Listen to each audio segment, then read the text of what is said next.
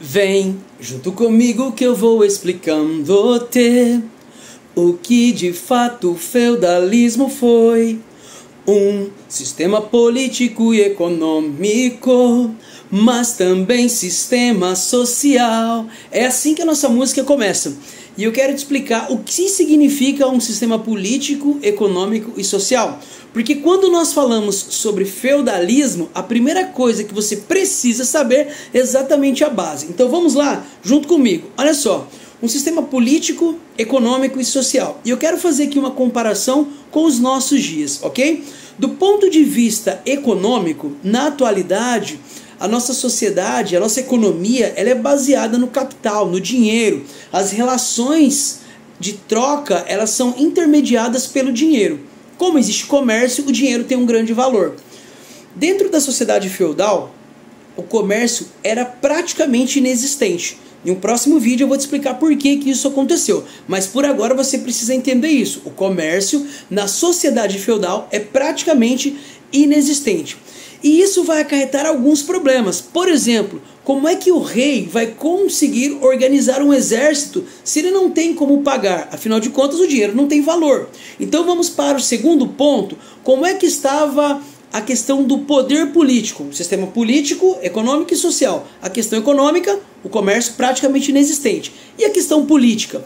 A questão política de uma sociedade é como o poder está distribuído. Como é que as instituições estão organizadas para a administração dessa sociedade. Então, na atualidade, nós podemos dizer que o Brasil é um país democrático, é um país onde você tem um presidente eleito. Na sociedade feudal, a coisa era um pouco diferente. Dentro de um reino existia um rei, mas o poder desse rei estava fragmentado. Nós dizemos então que dentro da sociedade feudal o poder político está fragmentado. E por que isso acontece? Olha só, como não existe comércio, como o dinheiro não tem valor, o rei não tem como manter um exército permanente. Então qual que é a estratégia que ele utiliza? Ele pega as terras do seu reino e distribui entre outros nobres. E assim ele vai fragmentando o seu reino. O que acontece? Essas pessoas, ele cria aqui uma relação que nós chamamos de relação de suzerania e vassalagem. Aquele que entrega a terra é o suzerano e aquele que recebe a terra é o vassalo. Inclusive vai ter uma outra parte da música que nós vamos cantar sobre isso também. Então olha só, o que recebeu é o vassalo. Quando o suzerano ele precisa de um exército, ele conclama os seus vassalos. Você entendeu? Então o rei distribui a terra, aquele que recebe é o vassalo do rei. Quando o rei precisa formar um exército, ele chama o seu vassalo e o vassalo então vem com as suas tropas. Mas na prática, o que acontece? Quando o rei vai distribuindo as suas terras, na prática ele só manda de fato a partir daquele momento dentro do seu próprio território. Então o vassalo que recebeu as terras, ele é chamado de senhor feudal. Dentro de cada porção de terras dessa, que é chamado de feudo, aquele senhor feudal tem poder absoluto.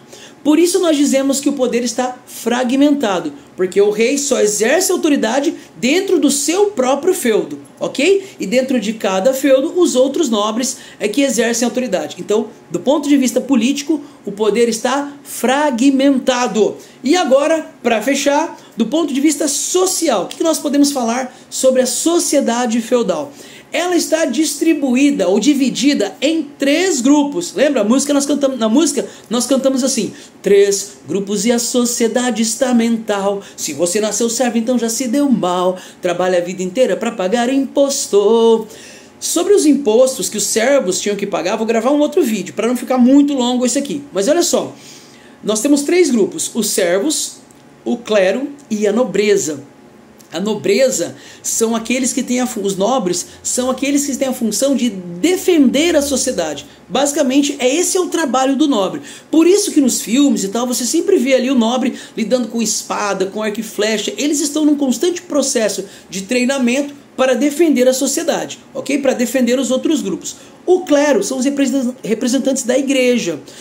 O clero tem a função de orar pelos demais grupos, interceder, porque dentro deste período medieval, a visão que se tem do homem em relação a Deus é de distanciamento. Então esse costume que nós temos hoje de orarmos a Deus não é algo tão comum na Idade Média, certo? Então é a igreja que é responsável por fazer essa ligação entre o homem e Deus. Então a função do clero é orar, interceder, para que todos possam ir para o céu. Por fim, nós temos quem? Os servos, que estão na base da pirâmide ali.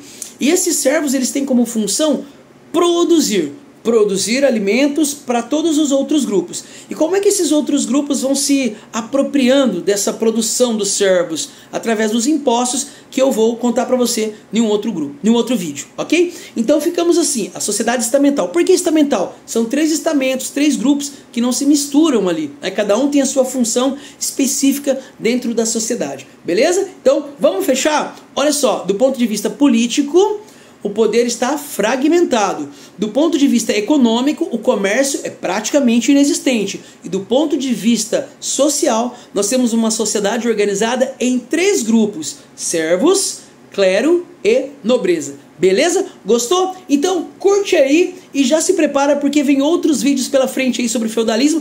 E nós vamos gravar ali a música também inteirinha, para nós irmos analisando passo a passo. Grande beijo e até o próximo. Tchau!